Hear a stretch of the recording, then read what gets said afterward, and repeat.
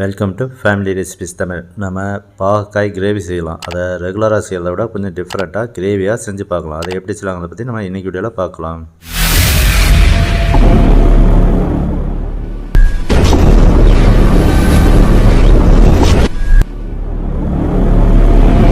கடாய் நல்லா சூடானவுடனே 3 ஸ்பூன் அளவுக்கு ஆயில் போட்டுக்கலாம். ஆயில் நல்லா சூடானவுடனே 1/2 கிலோ அளவில் பாகக்காயை சின்ன சைஸாக கட் பண்ணி வச்சுருந்த பாகக்காயை போட்டுட்டு அதுக்கு சும்மா லைட்டாக 1 ஸ்பூன் அளவுக்கு உப்பை போட்டு நல்லா கிளறி விடலாம்.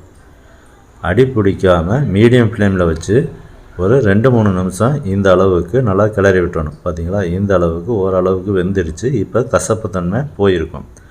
இதை எடுத்து வச்சுட்டு நம்ம மறுபடியும் கடாயை சூடுபடுத்தி 2 ஸ்பூன் ஆயில் போட்டு கடுகு போட்டு நல்லா பொரிய விடலாம்.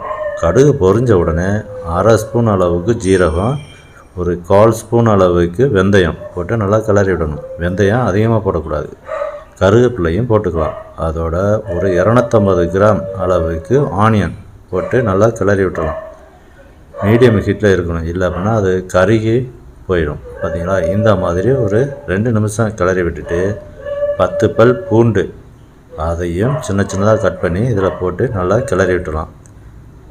பூண்டு நல்லா பச்சை வாசனை போகிற வரைக்கும் நல்லா கிளறி விட்டுட்டு தக்காளி 2 தக்காளியை மிக்சியில் அடித்து போட்டு கிளறி விட்டுடலாம். மிக்சியில் அடித்தா போட்டால் தான் நல்லா கிரேவிக்கு நல்லாயிருக்கும். அதனால் மிக்சியில் அடித்து போட்டுக்கலாம். மிக்சியில் அடித்து போட்டு நல்லா கிளறி விடணும்.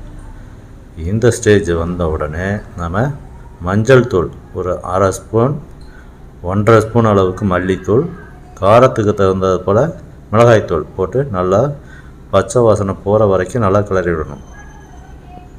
ஃபேமிலி ரெசிபிஸ் தமிழ் சேனலை லைக் பண்ணுங்கள், சப்ஸ்கிரைப் பண்ணுங்கள், பக்கத்தில் இருக்க பெல் பட்டனை எனேபிள் பண்ணுங்கள், ஷேர் பண்ணுங்கள். இப்போ நம்ம ஏற்கனவே ரெடி பண்ணி வச்ச பாவக்காயை அதில் போட்டு நல்லா கிளறி விட்டுலாம். பார்த்திங்களா, ஏற்கனவே எண்ணெயில் ஃப்ரை பண்ணது அதுக்காகத்தான், அதாவது கசப்பு இல்லாமல் இருக்கிறதுக்காக. இப்போ ஒரு 1/2 லெமனுக்கு கம்மியான புளியை எடுத்து நல்லா கரைச்சி வடிகட்டி இதில் ஆட் பண்ணி நல்லா கிளறி விட்டுலாம். இதை ஒரு 2-3 நிமிஷம் இந்த மாதிரி நல்லா கிளறி விடணும். கொஞ்சம் லைட்டாக உப்பு போட்டுக்கலாம். உப்பு போட்டு நல்லா கிளறி விட்டுறணும். மீடியம் ஹீட்டில் இருக்கணும், இல்லை அப்படின்னா அடி பிடிச்சிடும். இப்போ ஓரளவுக்கு தேவையான அளவு கிரேவிக்கு தேவையான அளவு தண்ணியை ஆட் பண்ணி நல்லா கிளறி விடணும். இப்போ கொஞ்சம் ஃப்ளேம் அதிகமாக வச்சு நல்லா ஒரு 2-3 நிமிஷம் நல்லா வேக விட்டலாம். இது நல்லா வெந்து வந்த உடனே 1/2 மூடி தேங்காவை துருவி மிக்சியில் அடித்து இதில் ஆட் பண்ணிக்கலாம். ஆட் பண்ணி நல்லா கிளறி விடணும். இந்த ஸ்டேஜில் நமக்கு கிரேவிக்கு தேவையான அளவு தண்ணியை ஆட் பண்ணிக்கணும். பார்த்திங்களா, இந்த அளவு இருக்கணும். இல்லை கொஞ்சம் அதிகமாக வேணும்னா கொஞ்சம் அதிகமாக ஆட் பண்ணிக்கலாம். இப்போ உப்பும் காரமும் செக் பண்ணிடணும். தேவைப்பட்டால் உப்பும் தேவைப்பட்டால் காரமும் போட்டுக்கலாம். போட்டு நல்லா கிளறி விடணும்.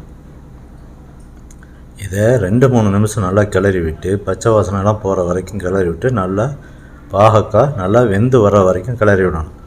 ஃபேமிலி ரெசிபிஸ் தமிழ் சேனலை லைக் பண்ணுங்கள், சப்ஸ்கிரைப் பண்ணுங்கள், பக்கத்தில் இருக்க பெல் பட்டனை எனேபிள் பண்ணுங்கள், ஷேர் பண்ணுங்கள்.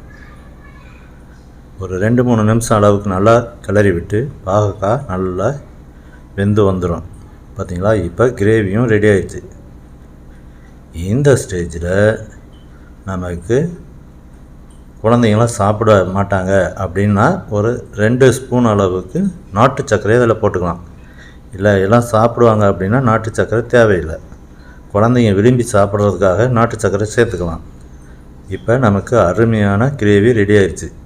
சேனலை லைக் பண்ணுங்கள், சப்ஸ்கிரைப் பண்ணுங்கள், பக்கத்தில் இருக்க பெல் பட்டனை எனேபிள் பண்ணுங்கள். நன்றி, வணக்கம்.